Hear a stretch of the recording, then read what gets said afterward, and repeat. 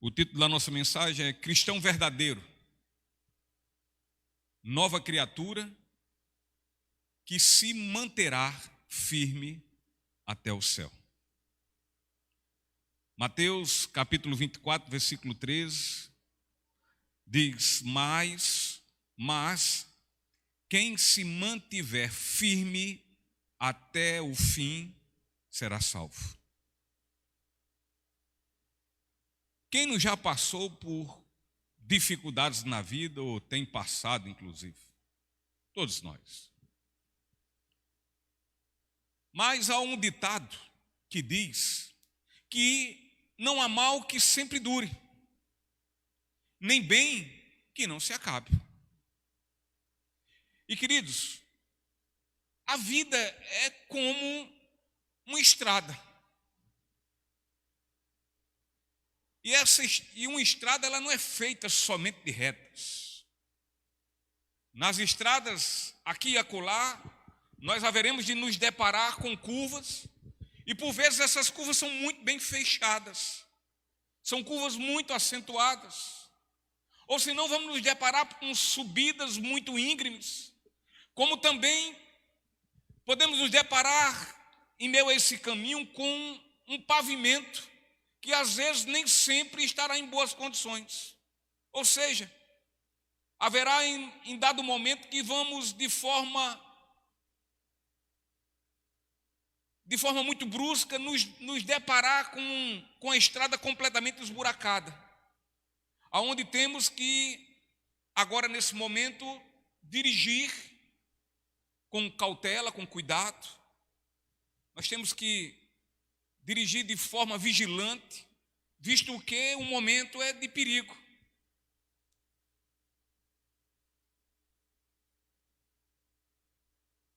E quando não, nós enfrentamos também estradas, aonde essas estradas estão sob fortes tempestades. E aí, mais do que nunca, vai nos levar também a termos cuidados e cuidados redobrados, pois corremos o risco devido à baixíssima visibilidade. E por isso nós temos, por vezes, até que parar e aguardar a tempestade passar.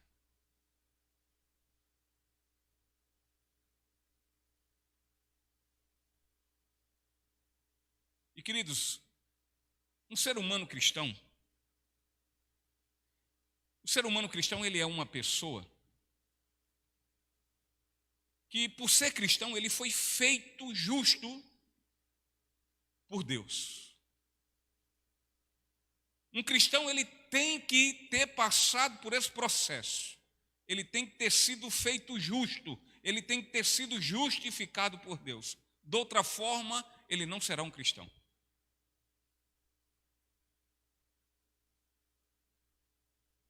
E o ser humano cristão, ele segue pelo seu caminho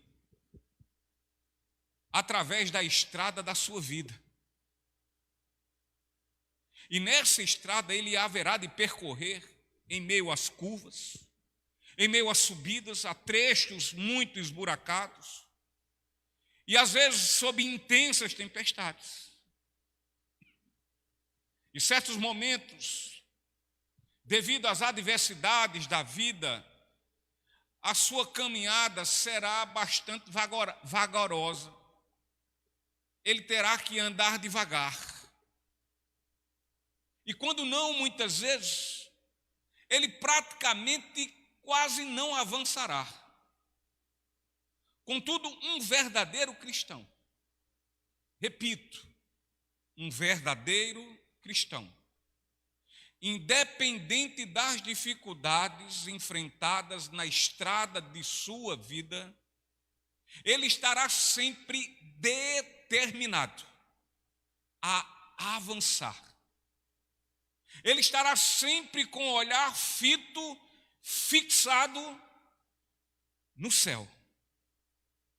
Não nas curvas, não nas subidas íngremes, não no pavimento completamente esburacado, nem tampouco olhando para as tempestades, mas ele estará sempre avançando com o olhar fixado no céu.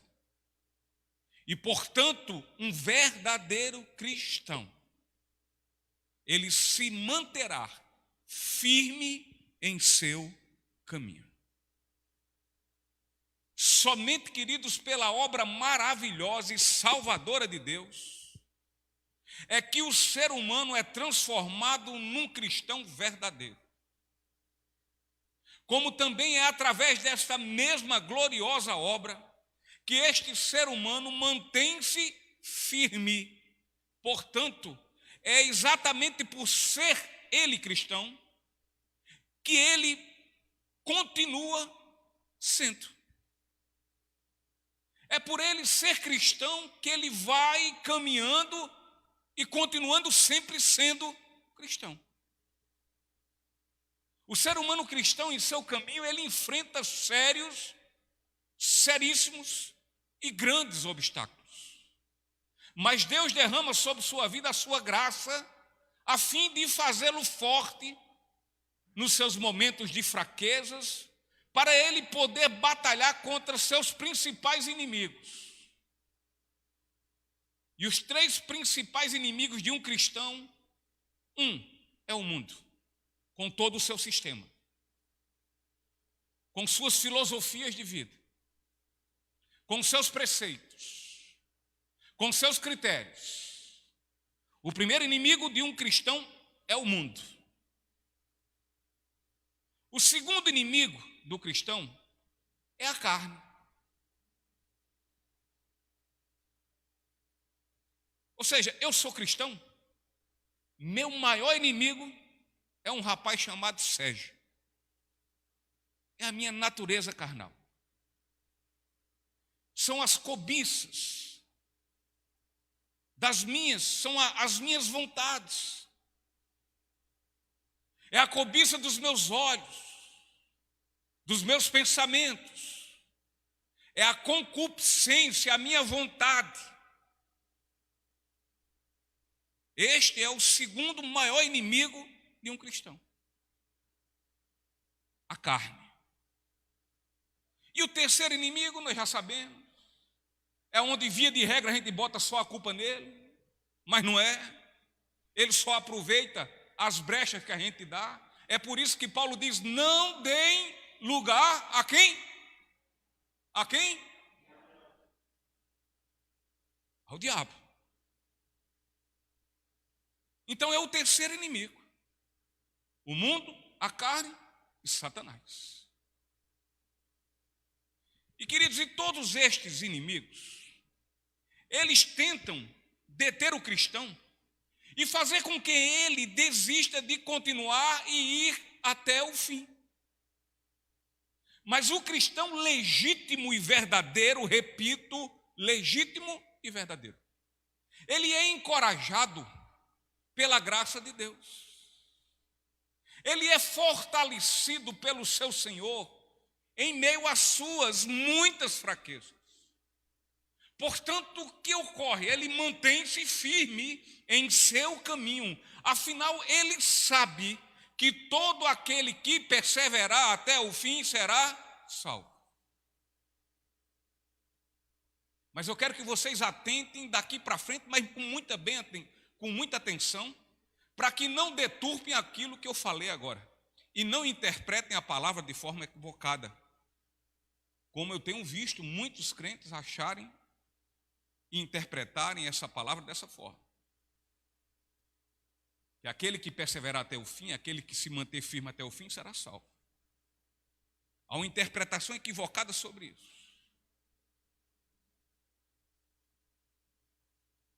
Mas afinal, o que é manter-se firme no caminho?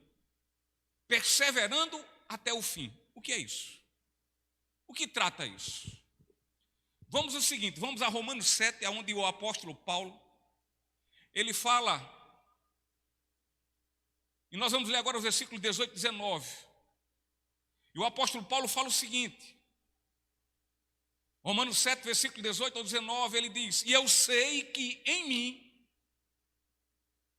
Paulo falando dele mesmo, ele diz: eu sei que em mim, isto é, Em minha natureza humana, minha natureza carnal, não há nada de bom, pois quero fazer o que é certo, mas não consigo.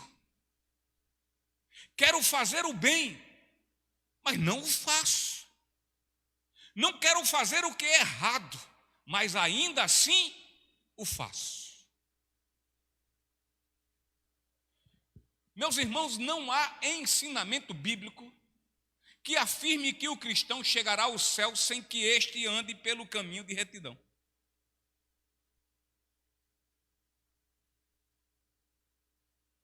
Mas para seguir o caminho reto, não basta só levantar a mão e simplesmente confessar Jesus como Salvador. Na verdade, um verdadeiro cristão, ele não tem prazer em pecar. Eu repito, ele não tem prazer em pecar. Um verdadeiro cristão, não. É como o apóstolo Paulo disse, um verdadeiro cristão, ele não quer pecar. Embora peque, mas ele não quer. Um verdadeiro, não. Contudo, na sua vida cristã, o caminho dele, de um cristão, muitas vezes torna-se profundamente difícil. Não é verdade? É. E dessa forma o cristão pode tropeçar e pecar. Pode. Mas quando isso acontece, o cristão não se sente confortável. Ele não se molda a esse estado. Portanto, ele jamais vai descansar e tampouco se conformar enquanto ele não confessar e se arrepender do seu pecado e assim ele volte à sua comunhão com Deus. Ele não aguenta viver sem essa comunhão. Ele agora é um verdadeiro. Ele é um novo nascido, ele é uma nova criatura. Para ele é impossível viver sem o seu Senhor. Então, um cristão verdadeiro, ele entende que uma vez tendo um legítimo e verdadeiro encontro e relacionamento com Deus, ele não poderá mais ficar indolente, insensível à vida que vivia antes do seu encontro com Cristo. Ele não pode ser o outro.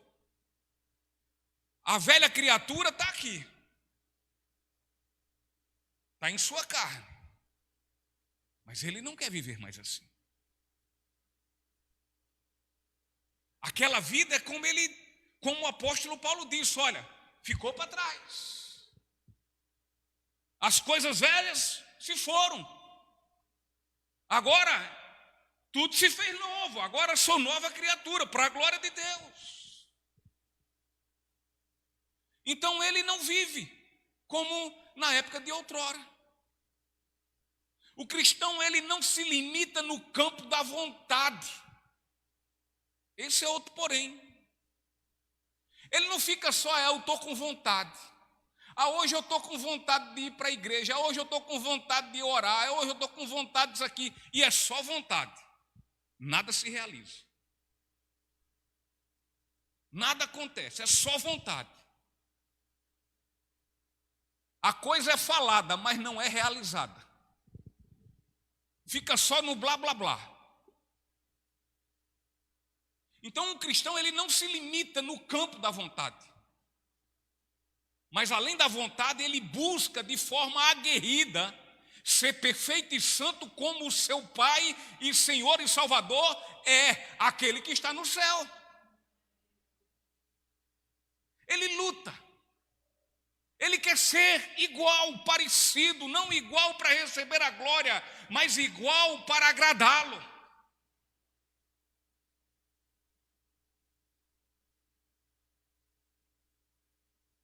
Ele não quer ser igual a Deus para ser Deus. ele quer ser igual a Deus, ele luta a ser santo como santo ele é, para mostrar quão grato ele é por tudo quanto ele lhe fez. E não pelo que ele vai fazer, mas pelo que já fez. Então a Bíblia ensina que o cristão verdadeiro é aquele a quem Deus o redimiu e lhe deu a vida eterna. E por que ele fez isso? E por quê? Porque a graça de Deus manifestou no seu coração, lhe dando convicção absoluta de quê? Do pecado em sua vida. Por meio do seu Santo Espírito, Deus, ele dá ao pecador a condição de enxergar o que nunca enxergou, a condição de ver o que nunca viu. Sabe por quê? Porque ele era cego, espiritualmente cego. Então, através do Santo Espírito de Deus, o Senhor, ele dá essa condição de ele enxergar. E enxergar o quê? Os seus pecados. E ao tempo que ele faz enxergar, o Espírito Santo de Deus o convence de quão ele é pecador. E após isso, Deus, por meio da fé, que ele mesmo dá ao pecador, ele faz com que este entenda que só existe uma solução para os seus pecados. Ou seja, ele crê que Jesus é a sua única possibilidade de salvação e não tem outra. E por ele ter sido salvo por Jesus, tornando-se agora um cristão, ele tem daí para frente a absoluta convicção que ele será levado por ele, pelo seu Senhor, para a gloriosa vida no céu na eternidade. Ele tem convicção disso.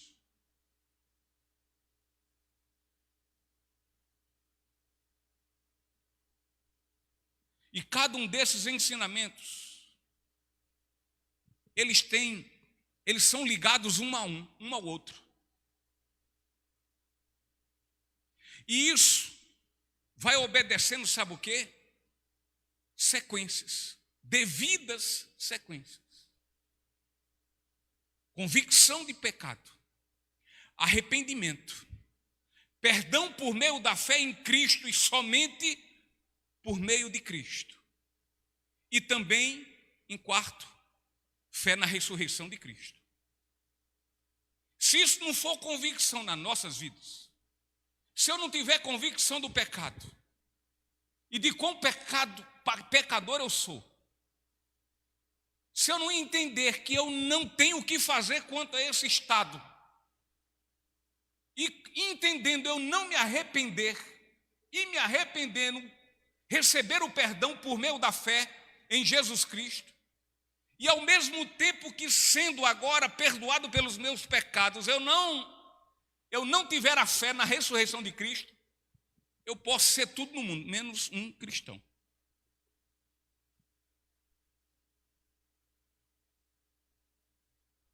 Queridos, o ensinamento da graça, isso eu acho que é até redundante, né, eu falar a todos nós. Acho que todo mundo sabe disso. Mas é bom sempre falar, porque tem hora que eu ouço cada coisa que só a graça. O ensinamento da graça, ela é como uma corrente. A corrente não tem um bocado de elo, é um ligado no outro. O ensinamento da graça, esse ensinamento tem seus elos. E cada um desses elos ou ensinamentos depende um do outro. Depende um do outro. Convicção de pecado. Se eu não me convencer que eu sou um pecador, eu vou me arrepender de quê? E se eu não me arrepender, como é que eu recebo perdão? E se eu não tenho a fé em Jesus Cristo, como é que eu vou ser ressuscitado no último dia? Não vou.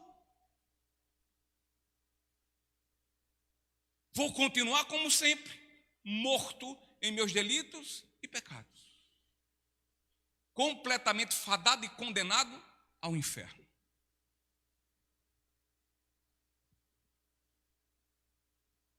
Então, queridos, existem indagações de linhas de pensamentos teológicos quanto a esta afirmação bíblica e outras, e muitas outras.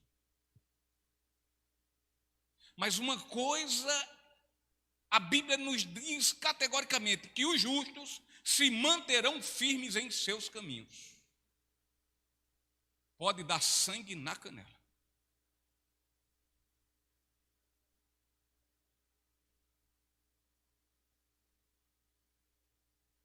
Hebreus, no capítulo 6, versículo 4 ao 6, Hebreus, capítulo 6,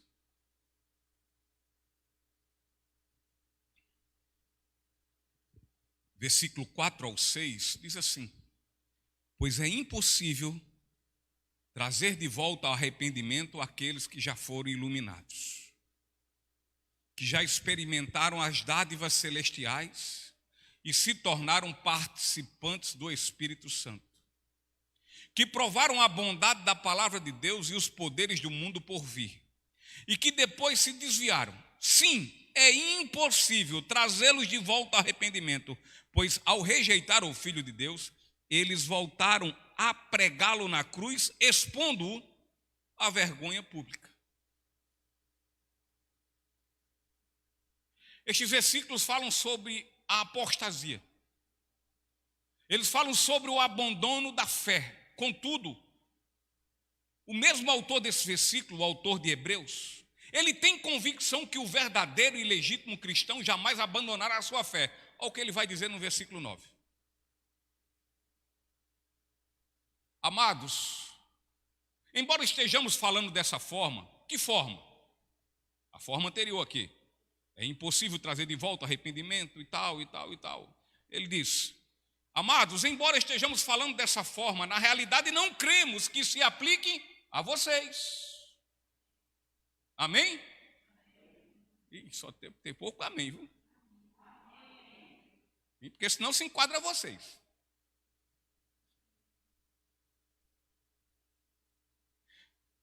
Então o autor de Hebreus diz: amados, embora estejamos falando dessa forma, na realidade não cremos que se aplique a vocês. Temos certeza de que estão destinados às coisas melhores que pertencem à salvação. Então, queridos, é possível que diante disso existam indagações como: se não há como um verdadeiro e legítimo cristão abandonar sua fé, por que então as advertências existentes na Bíblia quanto a isso, tal como lá em Pedro, 2 Pedro, no capítulo 2, versículo 20 ao 22, que diz: e quando alguém escapa da maldade do mundo ao conhecer nosso Senhor e Salvador Jesus Cristo, mas depois se deixa emaranhar e se escravizar novamente pelo pecado, está pior que antes.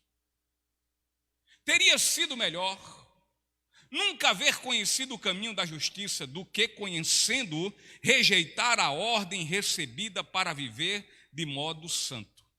Nele se confirmam os provérbios: o cão voltou ao seu próprio vômito, a porca lavada volta a revolver-se na lama. Aqui o apóstolo Pedro está, de fato, se referindo àqueles que aprenderam sobre os ensinamentos da graça, que participaram do discipulado 1, 2, 3, 4, 5, 6, 7, 8, 9, 10 mil, 200 mil, 1 milhão. De todos os discipulados. Já virou doutor. Então aprenderam sobre esses ensinamentos da graça. Eles aprenderam como por ela, pela graça, podem ser salvos. Mas o que ocorre com essas pessoas que Pedro aqui se refere é que elas só ouviram, não conheceram. Muito bem, meu irmão. Sabem sobre Jesus, mas não conhecem Jesus. Sabem sobre a graça, mas não conhecem a graça. Não experimentaram a graça.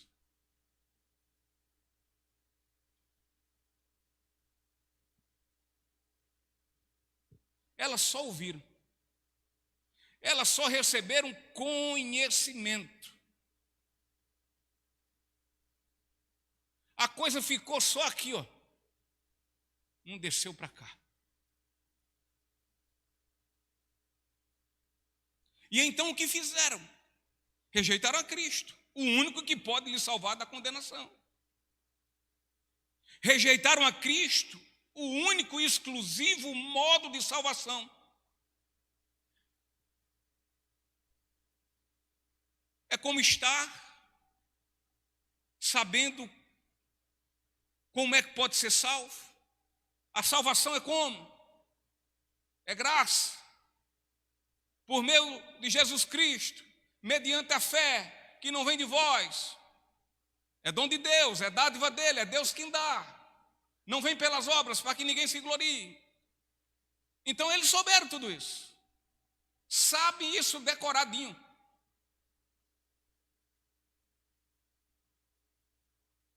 Então isso é mais ou menos como assim, eu estou no meio de uma areia movediça, eu jogo a corda e o cabo diz, eu sei que a corda, se eu pegar, eu puxo, mas...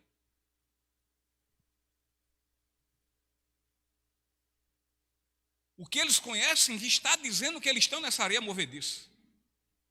Mas ele entende que estão sobre a rocha sólida. Quando não estão.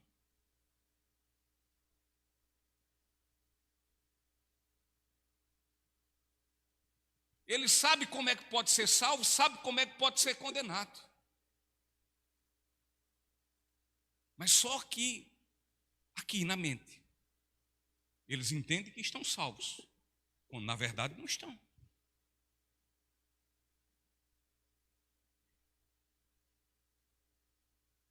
Eles sabem qual o estado de perigo mortal, mas só sabem, não sentem, não se veem nesse estado.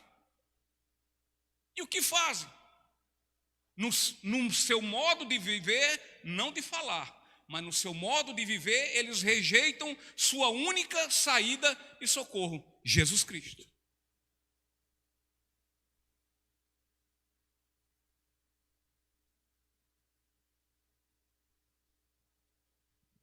Lucas, capítulo 11, versículo 24 ao 26.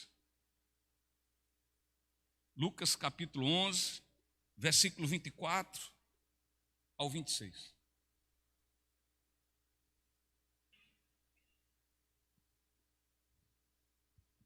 Quando um espírito impuro sai de uma pessoa, anda por lugares secos à procura de descanso, mas não o encontrando, diz, voltarei à casa da qual saí.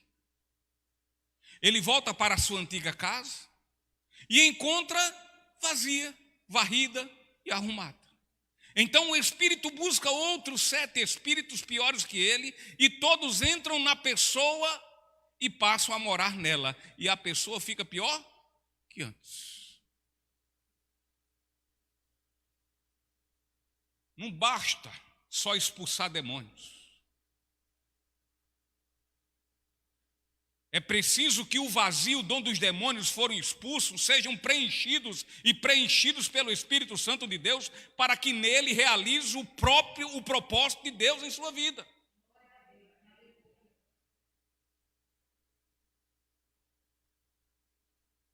Isuriel, eu antes de conhecer Jesus, eu era filho de quem? Do diabo. Eu era filho do capeta, das trevas, do pecado.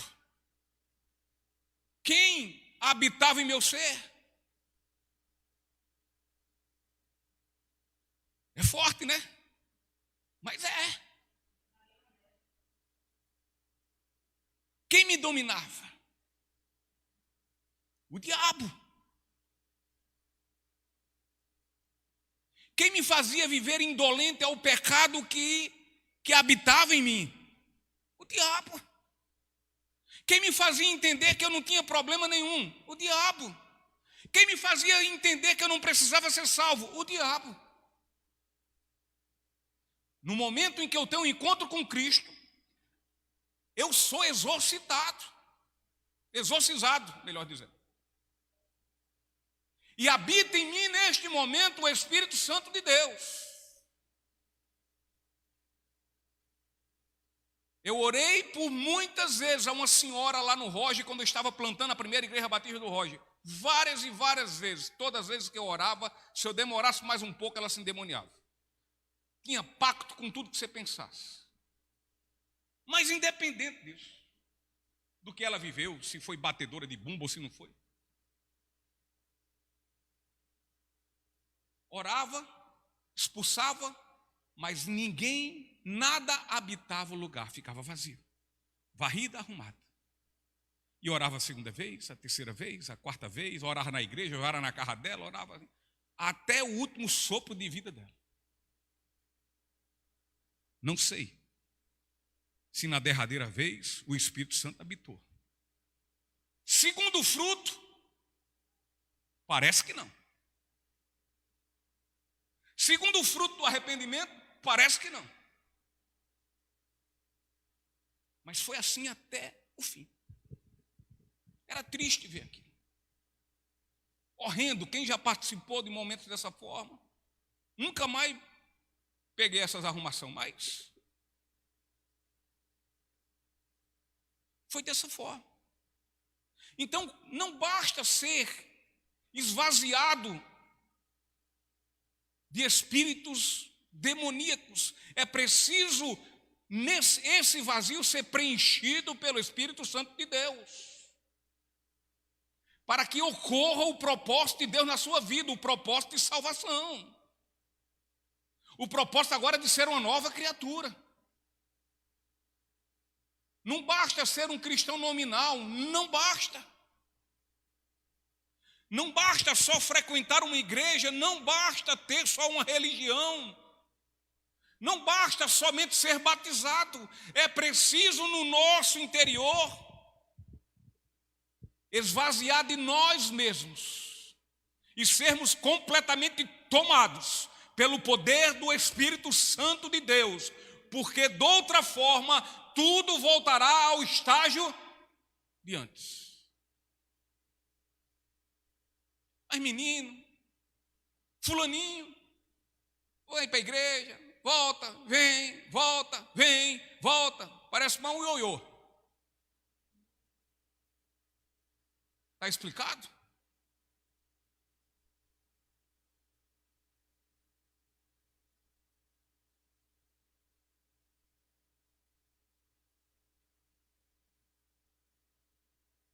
É por isso que o apóstolo Pedro diz: melhor não ter conhecido.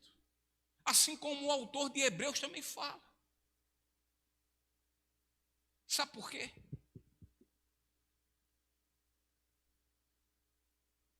Se pastor Carlos está andando ali, lá na frente, eu digo: pastor Carlos, ele vai saindo daqui. Lá na frente tem um buraco bem grande. Pastor Carlos, olha o buraco ali. Pastor Carlos, tá certo, obrigado. Pastor Carlos, olha o buraco. E eu vou dizendo: olha o buraco. Até chegar perto, olha o buraco. E pastor Carlos cai no buraco. Tornou, sim, indesculpável. Melhor não ter conhecido.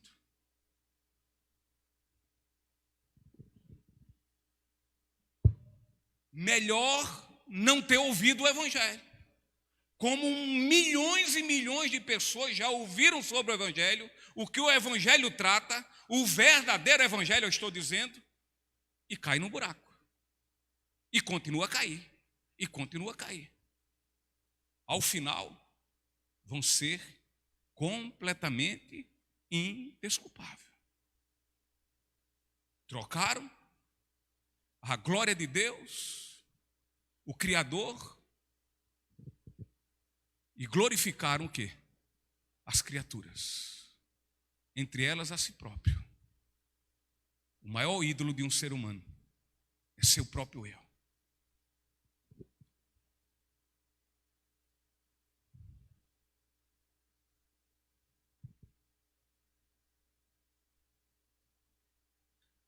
A Bíblia diz, queridos, que uma vez que o ser humano conhece de fato a Cristo, ele é feito uma nova pessoa. Este é transformado. existe aí, acontece aqui o que eu sempre falo, é uma metanoia. Há uma transformação radical, como a transformação da lagarta numa borboleta.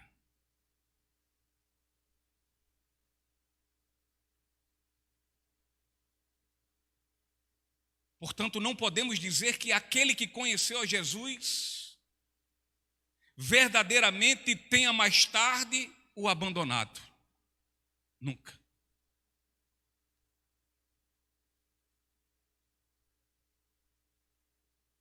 Como é que se abandona com quem nunca esteve? Como é que deixa de caminhar com alguém quando nunca caminhou? 1 João capítulo 2, versículo 19. O apóstolo João diz assim: eles saíram do nosso meio, mas na verdade nunca foram dos nossos. Olha o que o apóstolo João está falando. Do contrário, teriam permanecido conosco. Quando saíram, mostraram, testemunharam, provaram que não eram dos nossos. Há muitos que vivem o engano das coisas que acreditam. Existem muitos que pensam e até se mostram parecer cristãos, mas nada existe nos seus corações que determine, que prove, que testemunhe que são. E geralmente, via de regra, esse fica olhando para a vida dos outros. Aí fulano nem é crente, tu não é crente, e fala isso e diz aquilo.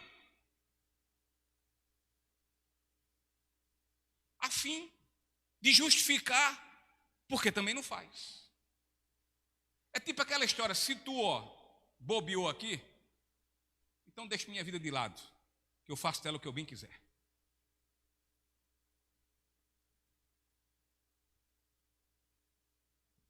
A vida de um cristão é uma rotina de fé, onde todos os dias precisamos enxergar, sabe o quê? Os nossos pecados. E quando enxergarmos esses pecados, precisamos nos dobrar diante do Senhor em completa humildade e confessá-los nos arrependendo. É a nossa rotina. A Bíblia não fundamenta em nenhum momento que um cristão poderá alcançar o céu sem percorrer pelo caminho reto que o destinará até este mesmo céu.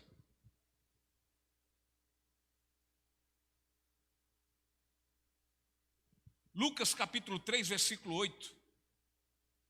O Evangelho diz assim, Lucas capítulo 3, versículo 8. Provem por suas ações que vocês se arrependeram.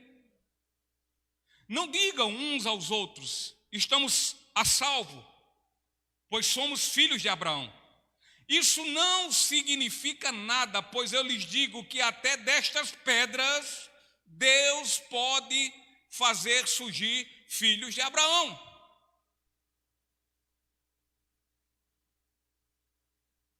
Muitos ouvintes de João Batista se escandalizaram quando ele lhes falou que ser descendente de Abraão não era bastante para absolvê-lo e livrá-los da ira de Deus.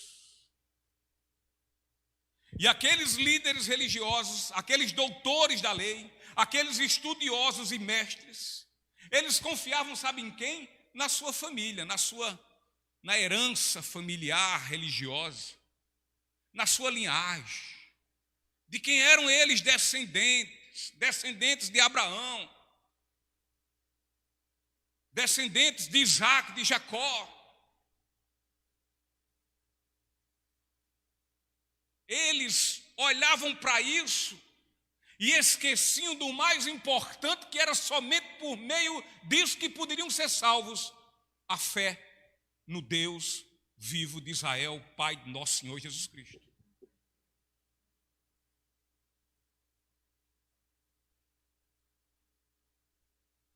Sabe o que eles herdaram? o que muita gente dentro das muitas igrejas tem herdado: uma religião. A religião dos seus descendentes, dos seus familiares. A religião do meu pai, a religião do meu tio, a religião da minha mãe, a religião do meu irmão, da minha namorada, do meu noivo, do meu esposo, da minha esposa.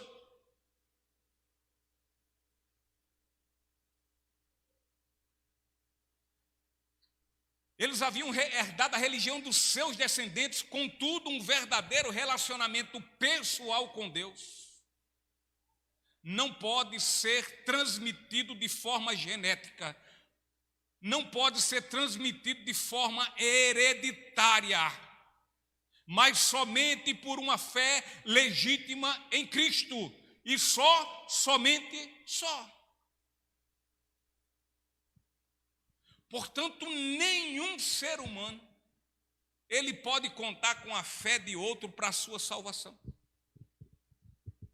Se um filho meu contar com minha fé para a salvação dele, ele está do inferno para dentro. Se uma criança depender da fé dos pais, da profissão de fé, da confissão de fé dos seus pais, se é isso que eles estão dependentes, eles estão e continuam condenados como de sempre.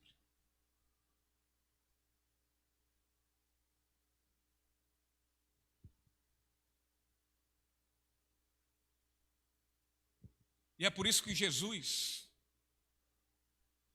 ele vai terminando o Sermão do Monte de uma forma muito contundente. Ele vai terminando com palavras serenas, sérias, duras, mas sérias. No versículo 21 do capítulo 7, ele diz: olha,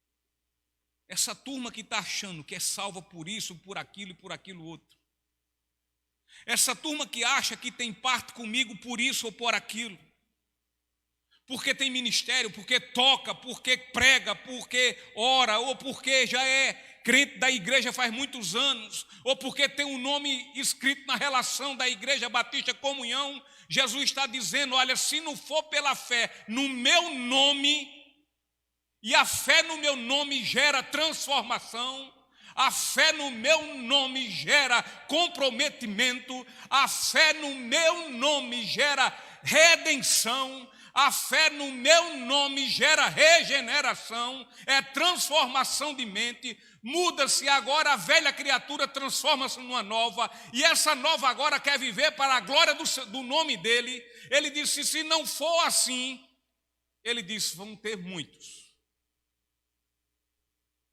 que vão chegar a ele e vão dizer: Senhor, Senhor. Mas ele, em Mateus 7,21, ele diz: nem todos que me chamam Senhor, Senhor entrarão no reino dos céus, mas apenas aqueles que de fato fazem a vontade do meu Pai que está no céu. Se não for assim, está perdido. É preciso ser achado pelo Espírito Santo de Deus, convencido do seu pecado, convencido da justiça que só pode encontrar em Cristo Jesus, e assim poder enfrentar o julgamento, o dia do juízo, completamente em paz. Porque aquele que lhe amou com amor leal, ele lhe salvou dos seus pecados, não por mérito, mas por completa graça. A religiosidade não salvará ninguém. Obras não vão salvar ninguém. Pregar a religião não salva ninguém. Somente os que realmente têm um verdadeiro relacionamento pessoal com Cristo serão os que continuarão firmes e perseverantes até o fim, e dessa forma alcançarão a salvação das suas vidas. Então, queridos, diante de tudo quanto foi agora exposto, eu quero falar sobre 5 verdades quanto à perseverança e firmeza dos verdadeiros cristãos. E a primeira verdade é que um cristão verdadeiro, ele nasce de novo. Portanto, ele é nova criatura. 1 Pedro capítulo 1, versículo 23.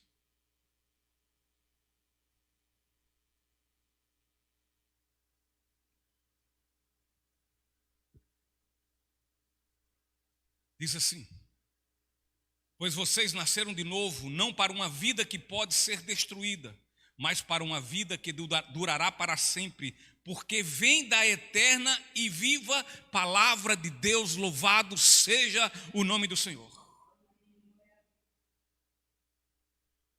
Então o apóstolo Pedro, ele diz em sua primeira carta que os filhos de Deus, ou seja, aqueles que tiveram um legítimo, íntimo e verdadeiro relacionamento com Ele, aqueles que nasceram de novo, então estes recebem um corpo agora incorruptível e o recebem por meio da fé.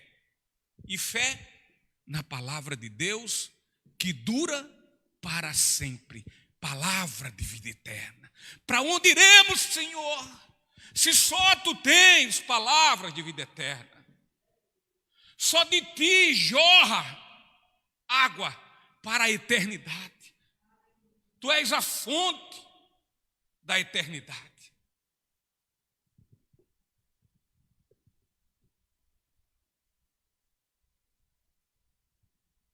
O ser humano, ao nascer neste mundo, ele recebe um corpo físico, e um dia esse corpo físico irá morrer. Ele vai ter um fim. Porém, todo aquele que é gerado de novo, todo aquele que é nascido de novo, ele receberá uma nova natureza, e esta natureza durará para sempre, ela não morre. Afinal, é uma nova vida, e vida essa dada por Deus, uma vida abundante, uma vida eterna. Eu vim para que tenham vida e vida em abundância, vida que não tem fim, vida infinita, vida que não termina, vida eterna.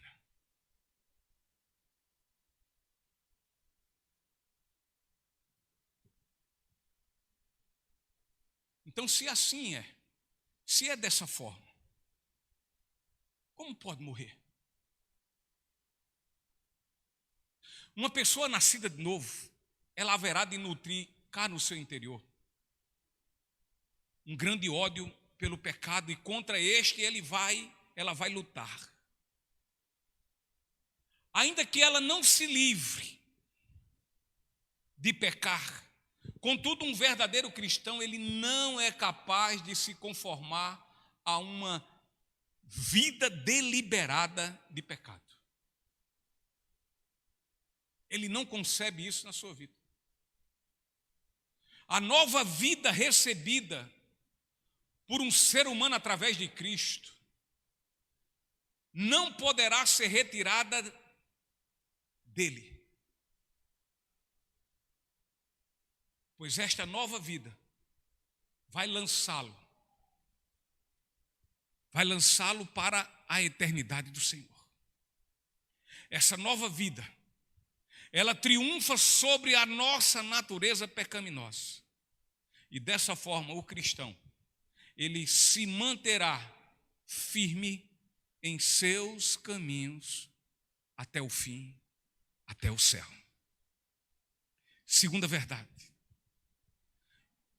A segunda verdade é que Jesus, ele dá uma declaração, e nessa declaração ele assegura que um cristão perseverará. João 3,15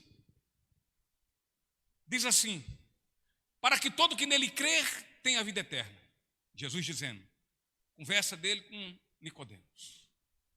Então Jesus ele declara que aquele que nele crê tem a vida eterna. Se tem a vida eterna, e agora?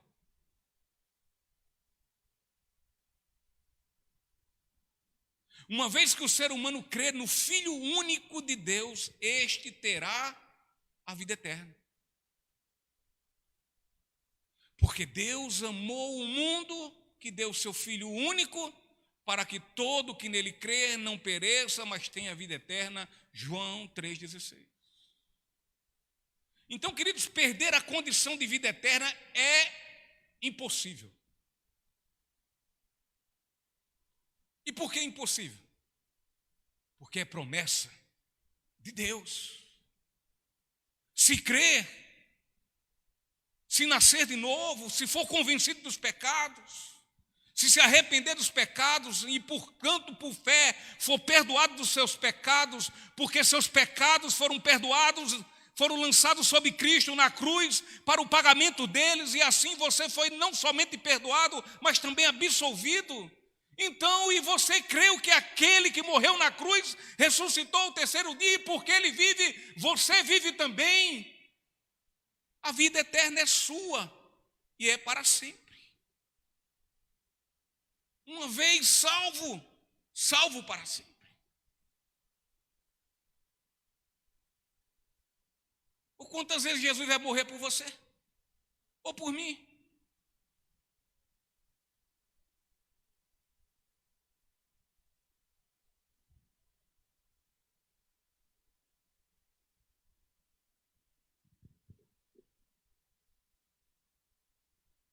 É impossível. É promessa de Deus.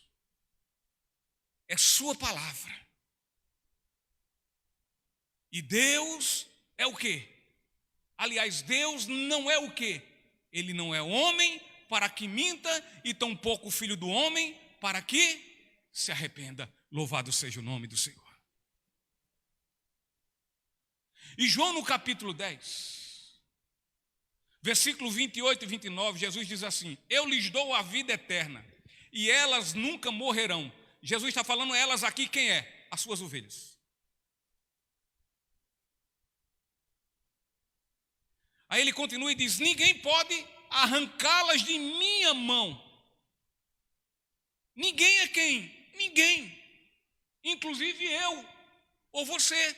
Se assim, você foi salvo. E o versículo 29, Jesus diz: pois meu Pai me deu a mim, e Ele é mais poderoso que todos. E ninguém, absolutamente ninguém, pode arrancá-las da mão de meu Pai.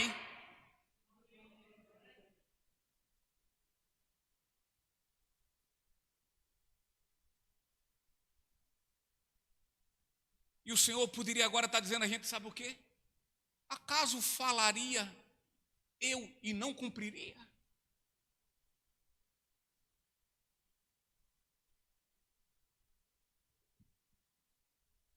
Não, queridos. Ele cumpre, porque Ele é fiel. Ele é fiel à sua palavra. Ele não deixa dúvida. O justo que é justificado pela fé em Cristo Jesus, esse irá se manter em seu caminho e irá perseverar até o fim, até o céu. O céu será o destino do verdadeiro cristão. Terceira verdade.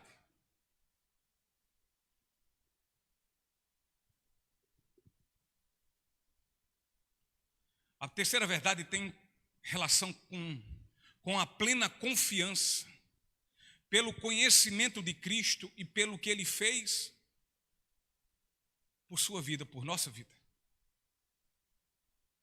Olha o que Paulo diz na segunda carta a Timóteo, no capítulo 1, versículo 12. Por isso estou sofrendo assim, mas não me envergonho, pois conheço aquele em em quem creio. Em outras versões diz, em quem tenho crido. E tenho certeza de que Ele é capaz de guardar o que me foi confiado, o meu depósito, até o dia de sua volta. Paulo tinha absoluta certeza. Paulo tinha convicção do quanto Jesus o amou. E esta convicção devia-se pelo que Jesus já lhe havia feito. Ou seja, pela morte substitutiva. Assim como também Paulo sabia que Cristo, após morrer, ressuscitar ao terceiro dia, Ele assuntou aos céus e continua o seu ministério de intercessão ao lado de Deus Pai Todo-Poderoso. Ele continua orando e intercedendo pela sua vida no céu e pela vida de todos quanto creem no seu nome.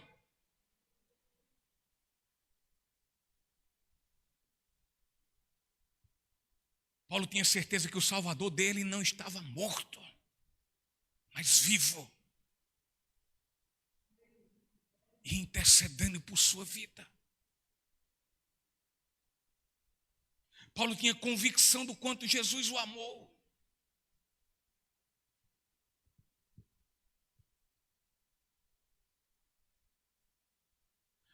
Paulo tinha total e plena confiança de depositar sua vida nas mãos do seu maravilhoso, poderoso, inigualável e amoroso Senhor e Salvador. E dessa forma, Paulo, como um cristão verdadeiro, como um verdadeiro cristão que era, se manteve firme nos seus caminhos e perseverou até o fim.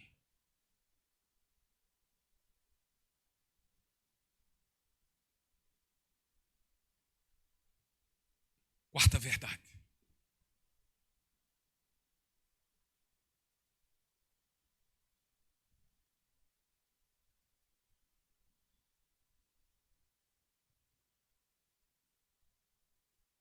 A solidez da aliança da graça. Quarta verdade. Aí nós vamos agora no Antigo Testamento, em Jeremias, no capítulo 32, versículo 40. Jeremias,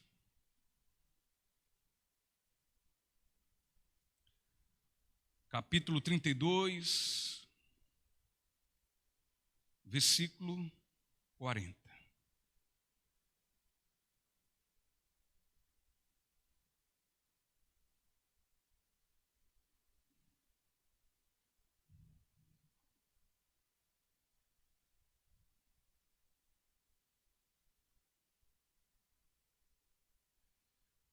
Estabelecerei com eles uma aliança permanente.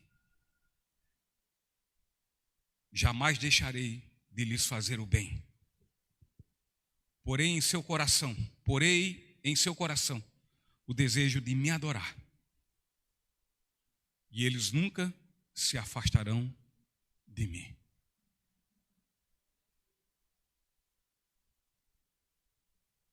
Porei em seu coração o desejo de me adorar. E eles nunca se afastarão de mim.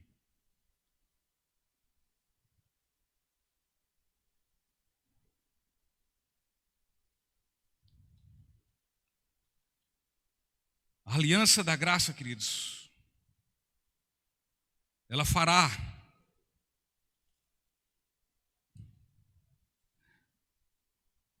com que o verdadeiro cristão se mantenha firme em seus caminhos e siga até o fim. A aliança da graça declara que o Senhor não deixará o seu povo, e tampouco o seu povo, o povo que é dele, o seu povo não deixará. A nova aliança é totalmente diferente da antiga aliança. A antiga aliança fundamentava-se em obras e em plena obediência a algo que o ser humano, por sua natureza pecaminosa, não podia e nem pode cumprir.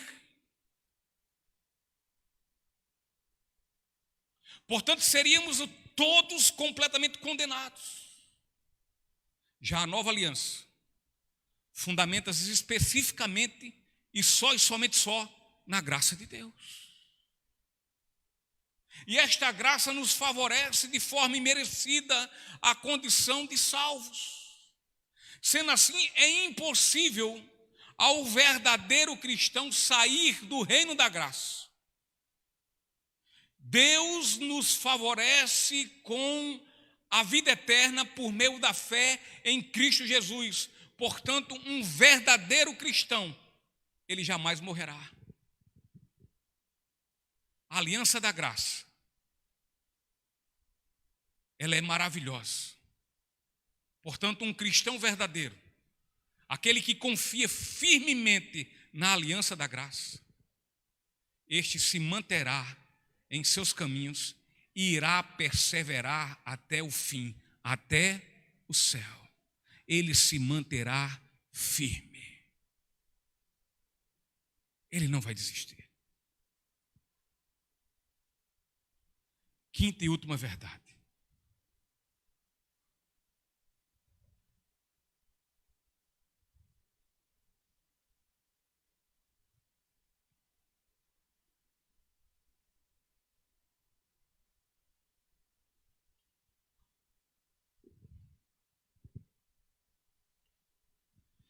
A quinta e última verdade tem relação pela grandeza do que Deus já realizou em nossas vidas.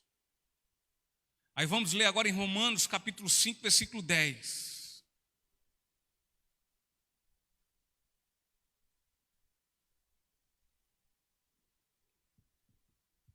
Pois se quando ainda éramos inimigos de Deus, nosso relacionamento com Ele foi restaurado pela morte de seu Filho, agora que já estamos reconciliados, certamente seremos salvos por sua vida.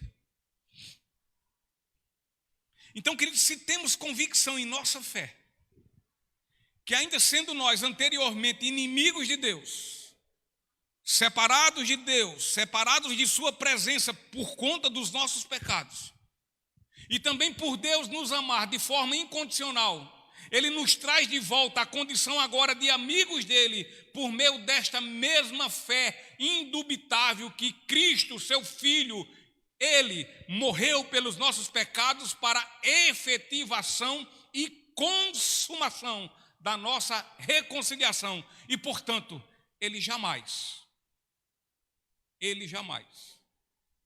nos abandonará.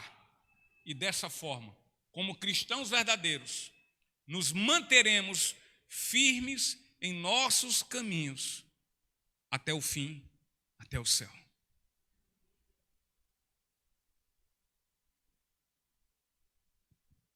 Que nesse momento, onde vamos aqui partindo para o fim desta mensagem, que vamos refletir muito mais ainda, para que as passagens que até agora foram citadas, elas venham adentrar em nossos corações e nossas mentes. E muito mais ainda, outros textos que vão finalizar essa pregação. Romanos 8, 33, versículo ao 35, do 33 ao 35.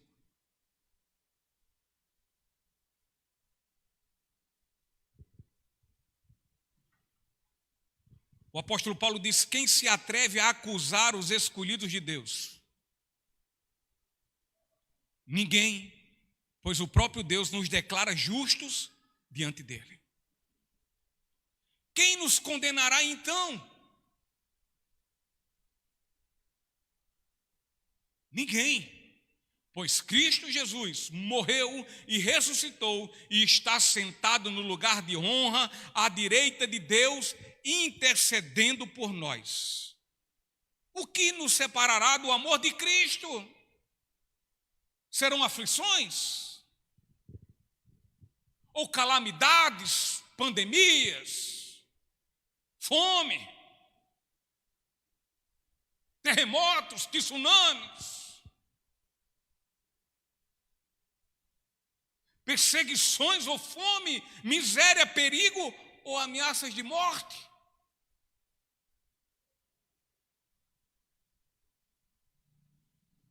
O que poderá fazer um verdadeiro cristão se separar da presença do Senhor? O que poderá fazer um verdadeiro cristão abandonar os seus caminhos e não se manter firme, vivendo para a glória do seu nome?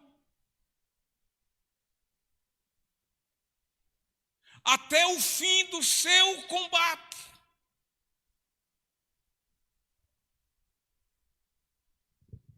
O que poderá fazer com que um verdadeiro cristão não confie a sua salvação no Senhor que lhe salvou?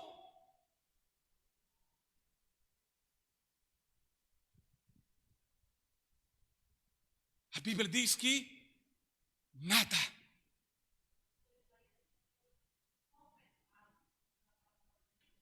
Mas aqui eu estou falando do cristão que já foi justificado dos pecados. Nada mais.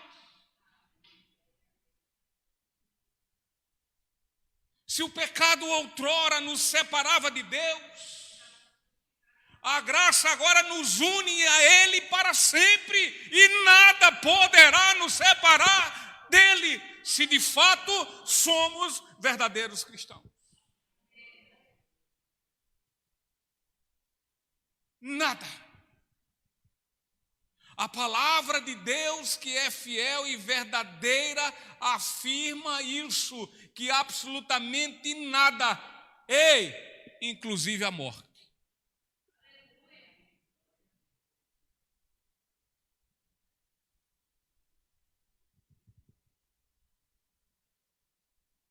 para confirmar mais ainda, que um verdadeiro cristão, ele vai até o fim. Mas ele não vai até o fim para receber a sua salvação, ele vai porque já é salvo. Ele vai porque Deus gerou em seu coração a vontade de adorá-lo. E adorá-lo não é só cantar louvores a Ele. Adorar é viver para a sua glória. E Deus disse: eu colocarei nos seus corações, eu motivarei os seus corações a adorá-lo. E como é que Deus faz isso? Quando Ele derrama sobre nós do seu amor incondicional, nos amando de forma leal, como só Ele pode amar. E dessa forma, ainda sendo nós inimigos, pecadores, afrontadores dEle, Ele nos salva em Cristo Jesus, pela fé que Ele nos concede.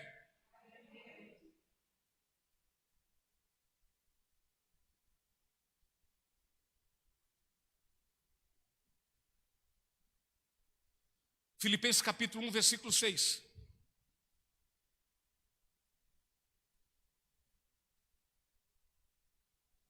Paulo disse: eu tenho certeza, e eu quero saber se vocês têm também. Paulo diz: tenho certeza de que aquele que começou a boa obra em vocês irá completá-la até o dia em que Cristo Jesus voltar. Você crê nisso? Então, se você é um verdadeiro cristão, você vai prosseguir até o fim, até o céu, porque você sabe que não é você, mas é Deus em você, que não é porque você pode, é porque quem pode é Ele. Mas se você é um novo cristão, um verdadeiro cristão, uma nova criatura, você o faz, você luta em fazer. E você busca força nele para caminhar e ir até o fim. E você faz isso convicto, porque aquele que foi um dia até você não foi a ele, ele foi até você e derramou sobre sua vida graça, e que lhe salvou, e começou em você a boa obra de salvação, ele irá completá-la. É a palavra dele que está dizendo. Ele irá completá-la até o fim. Está dizendo aqui, até o dia em que Cristo voltar. Até o fim. Até o céu. Até a eternidade.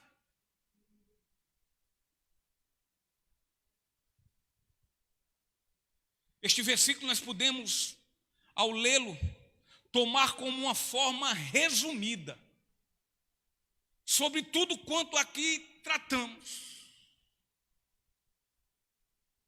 Aquele que começou, ele termina, ele não deixa pela metade. Ele não abandona.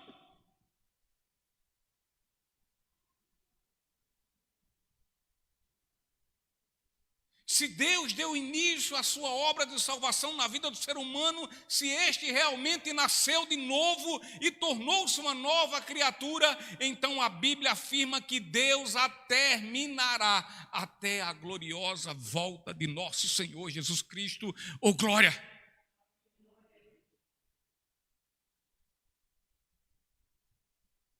E Efésios capítulo 1, versículo 13 ao 14 diz: nele, quando vocês ouviram e creram na palavra da verdade, o evangelho que os salvou, vocês foram selados com o Espírito Santo da promessa, que é a garantia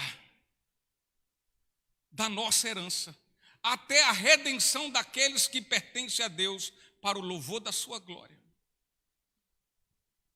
O Espírito Santo é a garantia que a Deus nós pertencemos e que é a garantia inabalável que o Senhor irá cumprir o que prometeu. O Espírito Santo é nosso penhor. É a assinatura do aval de Deus que garante em nosso contrato de viver por toda a eternidade. A presença dele em nossas vidas testemunha e demonstra a veracidade da nossa fé, queridos. Prova que somos de fato filhos de Deus e então nos garante que temos a vida eterna. Afinal, a presença do Espírito Santo em nossas vidas opera todo o nosso processo de transformação. Porém, este processo que momentaneamente experimentamos, em nada, absolutamente nem de longe, se compara com a total mudança que nós iremos experimentar no grande dia, no último dia, na eternidade. A transformação de hoje é apenas, uma pequenina amostra. Sendo assim, o ser humano que foi feito nova criatura, a este foi dado coragem, a este foi dado ousadia em sua caminhada na estrada para o céu. Ele não é um covarde, ele não se amedronta, ele segue. Está ruim, ele vai. Ele chora, ele clama, ele pede forças, ele se coloca diante do Senhor, mas uma coisa é certa, ele não volta atrás, ele não se deixa levar por esse mundo. Ele não deixa seus olhos brilharem por esse mundo. Os seus olhos estão fitos no céu.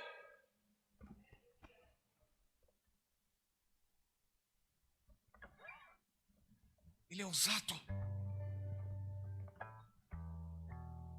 Aquele que foi nascido de novo, ele quer agora servir o seu Senhor.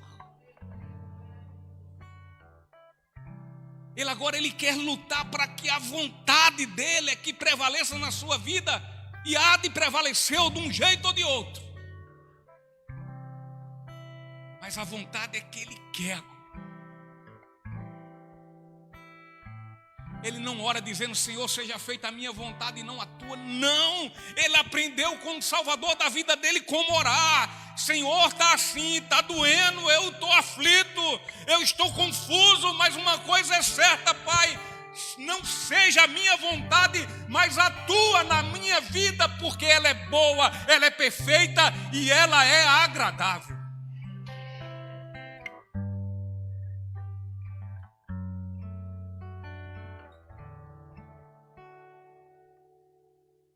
O verdadeiro cristão, ele vai percorrer momentos de retas, onde não vai ter nenhum momento de sobressaltos, algum problema. Mas vão existir momentos que ele vai encontrar uma estrada completamente esburacada. Ele vai encontrar a estrada com subidas íngremes, muitas vezes intermináveis. Ele vai encontrar a estrada cheia de curvas e curvas e muito mais curvas.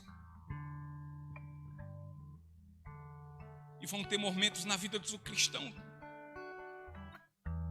que nessa estrada ele vai ter sobre sua vida intermináveis tempestades, muitas vezes, terríveis tempestades, sérias tempestades. É possível até que cheguem momentos dele pensar em prostrar-se diante das adversidades e pedir até a morte. Pois aqui em si mesmo ele não tem mais qualquer esperança, nele zero esperança de conseguir chegar ao fim, ao destino da sua caminhada. Mas olha, um cristão verdadeiro, ele haverá de nesse momento escutar uma voz dizendo: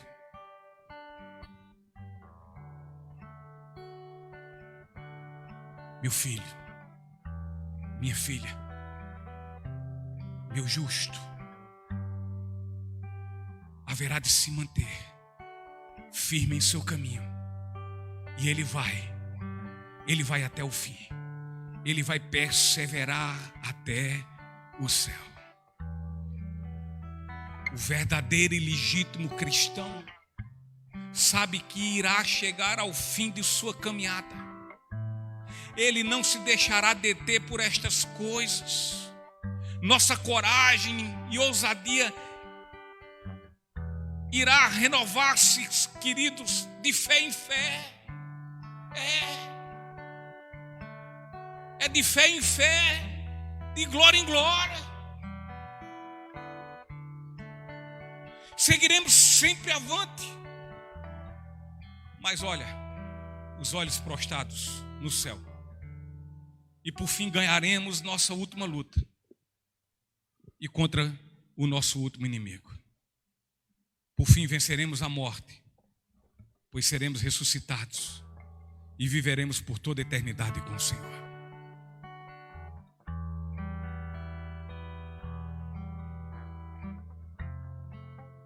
Queridos, a certeza e convicção de um verdadeiro cristão, que um dia pela fé veio a Jesus,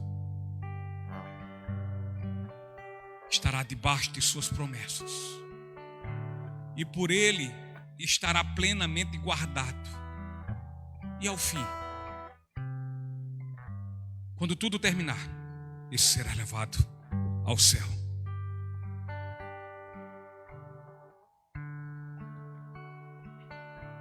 E enquanto ele não vai para o céu, ele vai estar aqui nessa terra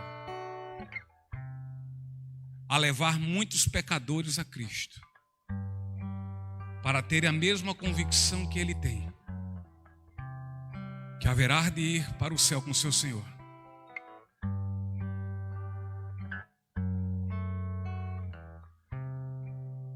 Eis a pergunta: você tem essa certeza?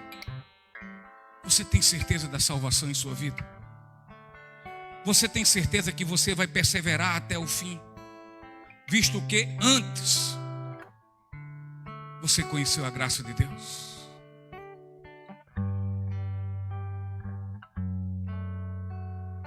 É possível, não sei, talvez alguém que nos escute, que você não tem essa certeza, mas gostaria de tê-la. É possível que você gostaria de ter nos seus lábios a fala com as palavras convictas do apóstolo Paulo, quando disse: eu sei em quem tenho crido e estou bem certo aliás, mais do que certo, de que Jesus é poderoso para guardar o meu depósito, o meu tesouro, a minha riqueza, até o dia glorioso de sua volta. Você tem convicção disso?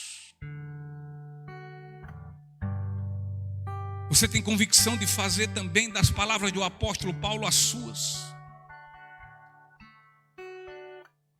No final da sua carreira, e dizer como ele falou convictamente: lutei o bom combate, terminei a corrida e permaneci fiel para a glória de Deus.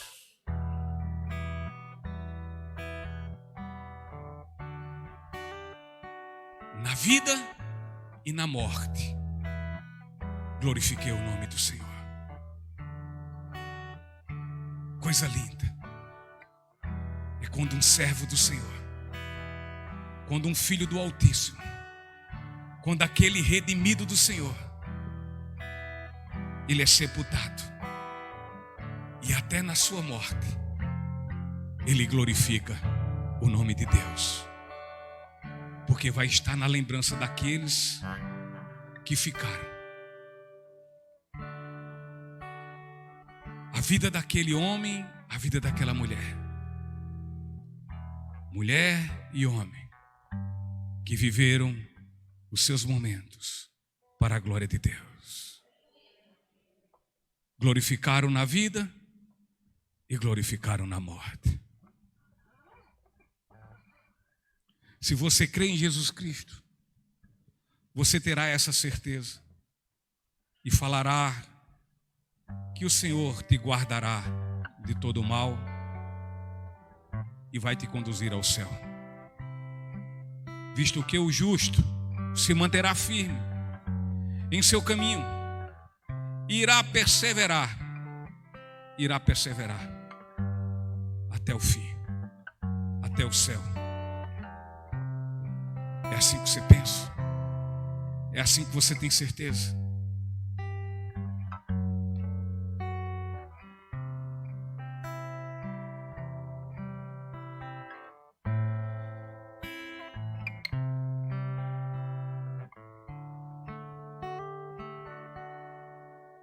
Ontem eu conversava, o pastor Carlos e o pastor Roberto, e nós falamos de como as coisas estão difíceis, o mundo cada vez mais difícil, mas louvado seja o nome do Senhor, porque a palavra dele está se cumprindo, vai ficar pior. E aí nós falávamos o seguinte: olha, as pessoas se escandalizam pelo fato do carnaval passado, do que aconteceu. As pessoas se escandalizam,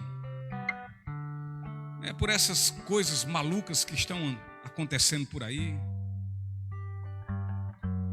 Não bastasse no Natal existir já esse famigerado figura demoníaca de Papai Noel.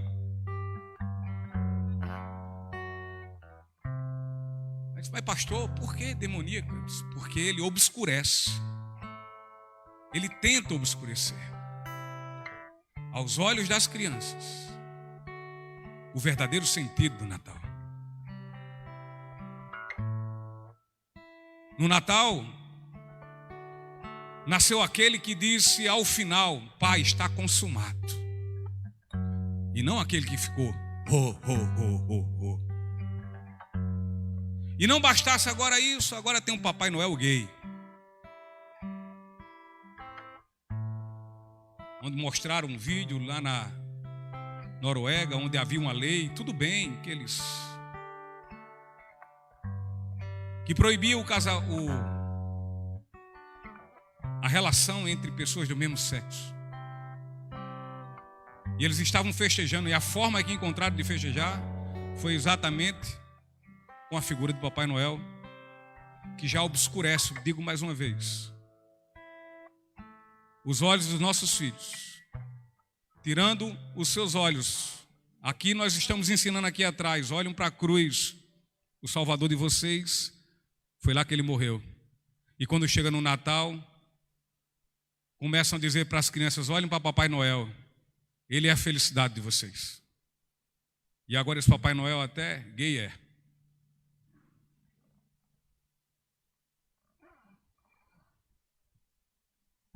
Eu queria, inclusive, diante disso, pedir aos nossos irmãos, pais da nossa igreja, que deixem, que não dê palco a Papai Noel dentro das suas casas.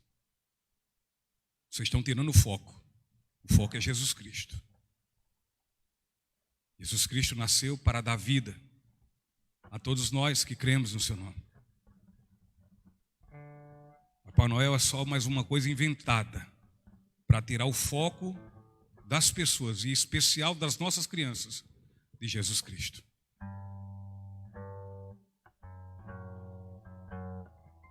Mas enfim, conversando com o pastor Roberto e com o pastor Carlos, a gente dizia assim: poxa, a gente vê tanta gente escandalizada, e de fato é afronta, né, com a nossa fé.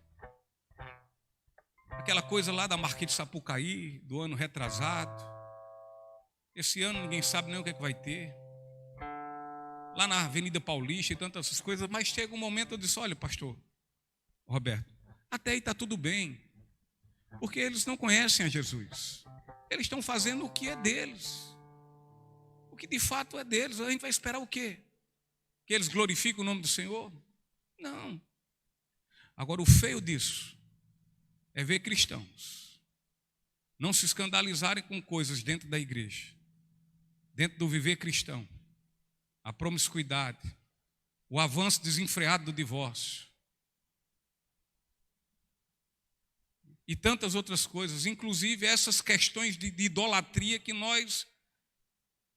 muitos cristãos têm exercido em suas vidas, tais como a época de Natal, de São João, inclusive de Carnaval. Muitos cristãos levam seus filhos para as muriçoquinhas da vida. Eu quero mais uma vez salientar a nossa igreja e alertá-lo que nós venhamos cuidar dos nossos filhos, porque o mundo está aí, abraçando a cada um deles, e depois nós estamos chorando. Pelo menos se a gente não fizer a parte da gente, a gente pode botar o travesseiro e dormir tranquilo e em paz.